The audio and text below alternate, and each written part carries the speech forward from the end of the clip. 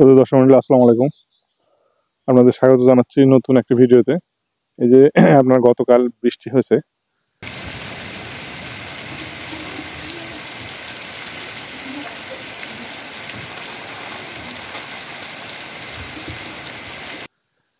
আপনারা জানেন গতকাল বৃষ্টি হওয়ার পর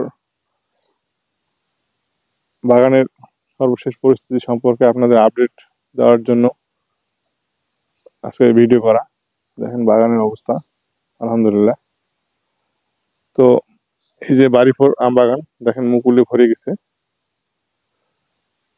দেখেন হাঁটার জায়গা নেই, ডালও হালে গেছে মুকুলের ভারে।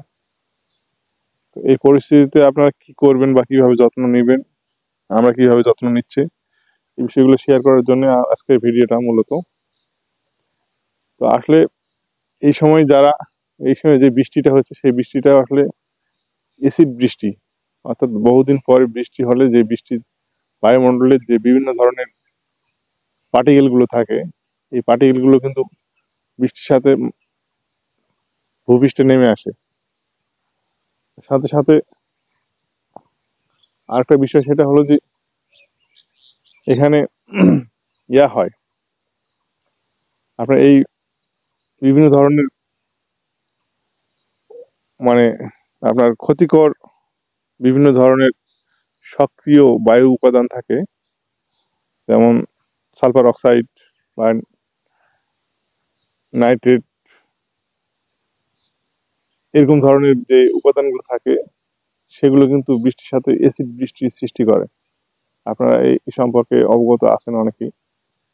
তো এই অ্যাসিড বৃষ্টি কিন্তু মানুষের শরীরের জন্য ক্ষতিকর, গাছের বা প্রতিটা জীবের জন্য কিন্তু এই অ্যাসিড বৃষ্টি ক্ষতিকর। অ্যাসিড বৃষ্টি সম্পর্কে সবারই কম বেশি ধারণা আছে। অর্থাৎ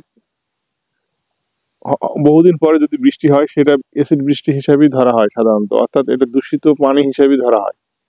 যখন দূষিত পানি কোথাও যদি পড়ে, অনেক সময় যদি গাছের উপর পড়ে, গাছে কিন্তু ইনফেকশনের সৃষ্টি হয়।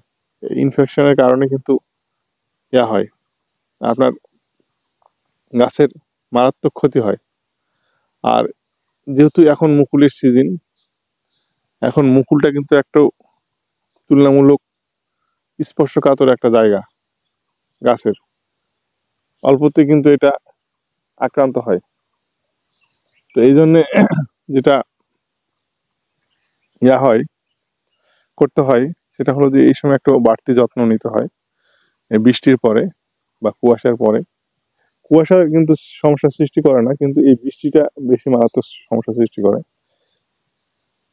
বৃষ্টি পরে আসলে যে জিনিসটা সবচেয়ে বেশি গুরুত্বপূর্ণ সেটা হলো যে অনেকেই বৃষ্টির একদিন আগে বা বৃষ্টির দিনেও কিন্তু অনেকে স্প্রে করছেন, তাদের জন্য কিন্তু এই ভিডিওটা প্রযোজ্য। সেটা হলো যে আসলে অবশ্যই স্প্রে করা লাগবে। স্প্রেটা কি করবেন? ছত্রাকনাশক, বিভিন্ন ধরনের ছত্রাকনাশক স্প্রে করা লাগবে। এই ছত্রাকনাশকগুলো এই জন্য স্প্রে করবেন যে বিভিন্ন ধরনের ছত্রাকে যেমন ইনফেকশন হবে, একটা বৃষ্টির কারণে যখন কোনো জায়গায় ক্ষত সৃষ্টি হয় সেখানে কিন্তু ইনফেকশনের সৃষ্টি হয়। আর ইনফেকশনটা সৃষ্টি করে হলো বিভিন্ন ধরনের বাতাসে যে বিভিন্ন ছত্রাকগুলো আছে এগুলো আক্রমণ করে। এই ছত্রাক যেন আক্রমণ না করতে পারে এই জন্য কিন্তু আসলে বিভিন্ন এই ছত্রাকনাশকগুলো ব্যবহার করা হয়। তো বাগানটা আপনাদের ঘুরে দেখায়। তো সেই হিসাবে এখন যে ছত্রাকনাশকগুলো ব্যবহার করবেন সেটা হলো যে আসলে আমরা সচরাচর আবহাওয়া অনুকূল থাকলে বাগানে কম মাত্রার ছত্রাকনাশক আছে জেলা, যেমন ম্যানকোজেব পাউডার, এটা কিন্তু ব্যবহার করার কথা বলা হয়। কিন্তু এখন যেহেতু এখন আবহাওয়া প্রতিকূল, অর্থাৎ বৃষ্টি হচ্ছে, সেহেতু একটা বাড়তি পরিচর্যা দরকার। সেহেতু আসলে মানে তুলনামূলক একটু হায়ার ছত্রাকনাশকগুলো ব্যবহার করা দরকার। বিভিন্ন পাউডার আছে, ম্যানকোজেব, মেটালেক্সেল, ম্যানকোজেব, সাইমক্সাসিলিন, এই ধরনের যে ছত্রাকনাশকগুলো আছে এগুলো কিন্তু আসলে ব্যবহার করা যায়। আর বৃষ্টির কারণে কিন্তু উপকারও হচ্ছে, ক্ষতি হচ্ছে এটা বলা যাবে না, উপকারও হচ্ছে। উপকার বলতে কি, আমাদের যে বরেন্দ্র এলাকায় আপনারা জানেন বৃষ্টি খুব মাটির খুব বাত বাত অর্থাৎ মাটিতে কিন্তু কোনো আর্দ্রতা ছিল না। বৃষ্টিতে হালকা কিন্তু একটু আর্দ্রতা আসছে, গাছটা ভিজে গেছে। এই যে গাছ ভিজলেও কিন্তু উপকার আছে, এই জন্য কিন্তু বৃষ্টিটা একটু উপকার। যাই হোক, আর ক্ষতি হলো যে আপনার এখানে অতিরিক্ত অর্থ ব্যয় করতে হবে এই মুহূর্তে, কিন্তু ব্যাপক পরিমাণ আবার স্প্রে করা। কয়েকদিন আগেই আমরা স্প্রে করছি, করার পর ফের আবার নতুন করে এই ছত্রাকনাশক স্প্রে করতে হচ্ছে। ছত্রাকনাশক স্প্রে করার পর যেহেতু বৃষ্টিতে ধুয়ে গেছে, সাথে হালকা করে আপনারা কীটনাশকও দিতে পারেন। বিভিন্ন ধরনের কম দামের যে কীটনাশকগুলো আছে এগুলো কিন্তু আপনারা ব্যবহার করতে পারেন। দেখেন আমের মুকুলে ছায়ে গেছে, বাগান কিন্তু একবারে দেখার মতো। এখানে মুকুলে গুটিয়েও আসছে অনেক ইয়াতে দেখা যাচ্ছে। এই দেখেন দেখা যাবে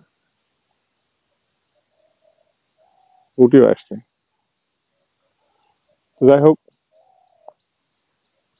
আপনারা এই তার সাথে একটা তরল ছত্রাকনাশকও দিবেন। আপনারা তরল ছত্রাকনাশক বিভিন্ন ধরনের হ্যাক্সা জল, ট্রাইকোনা জল, বা আপনার এই যে এসিবিন বা অ্যামস্টেটপ, এই ধরনের যে বিভিন্ন ধরনের উন্নত মানের যে ছত্রাকনাশকগুলো আছে এগুলো দিতে পারেন। প্রতি লিটারে 1/2 ml করে দিতে পারেন। এগুলো কিন্তু আসলে এখন স্প্রে করাটা জরুরি। কারণটা হলো যে এই সময় একটু গাফিলতি করলে আপনার ফসল সঠিক সময় ঘরে তুলতে পারবেন না। অর্থাৎ আপনার এই সময় যদি আপনার মুকুল যদি আপনার কালো হয়ে যায় তাহলে কিন্তু আসলে আম নষ্ট হয়ে যাবে। বিশেষ করে আপনার রূপালী আমের জন্য বেশি এটা ক্ষতিকর। রূপালী আমের জন্য এই জন্য ক্ষতিকর যে আসলে রূপালী আমে একটা থোকায় 4টা-5টা যদি না ধরে তাহলে কিন্তু আসলে বাম্পার ফলন হয় না। আর আপনার বাড়ি ফুরে আপনার একটা করে থাকলে কিন্তু এটা বাম্পার ফলন। এই জন্য রূপালী আমের যত্নটা একটু বেশি নিতে হয়। তারপর বাড়ি ফোরে আপনার গাছ ছাড়িয়ে দিলে হবে না। বিশেষ করে যে এই সময় যারা মুকুলটা ফুটে গেছে বা ফোটা ফোটা ভাব, এই ধরনের মুকুলগুলোতে বেশি যত্ন নিতে হবে।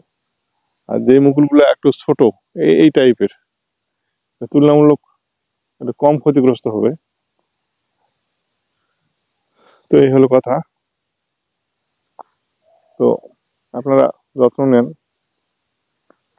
আপনার বাগানটাও ঘুরে দেখায় আপনাদের। এই যে দেখেন এই অবস্থা। তো আপনার ফিপ্রোনিল কম দামের কীটনাশকের মধ্যে ফিপ্রোনিল আছে। ফিপ্রোনিল থাইমক্সালিন যে গ্রুপটা আছে এটা আসলে ভালো কাজ করে। থাইমেথক্সিন গ্রুপ, ফিপ্রোনিল প্লাস থাইমেথক্সিন, এটা কিন্তু আসলে তুলনামূলক দাম কম।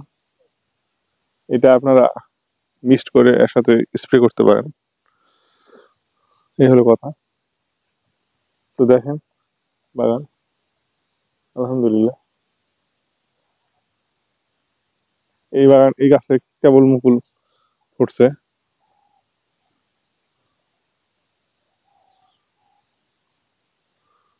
এই যে ছাইয়ের মতো আসছে না পানি, অর্থাৎ মুকুল ভালো আছে, এখনো ইনফেকশন হয়নি। তো স্প্রে এখন করছি আমরা আজকে। তো ঠিক আছে, ভালো থাকেন, সুস্থ থাকেন। আসসালামু আলাইকুম।